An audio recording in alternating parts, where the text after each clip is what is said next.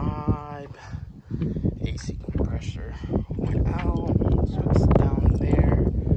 2 hoses, the belt, and I think it should have 3 bolts.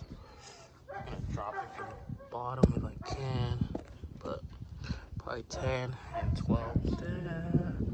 It's out. Time to put the new one on.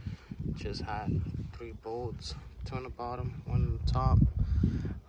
Size 12. I'm gonna take this one off, and she's all done. Compressor's in.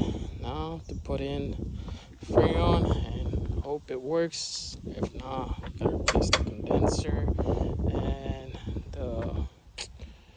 that little filter, whatever it's called.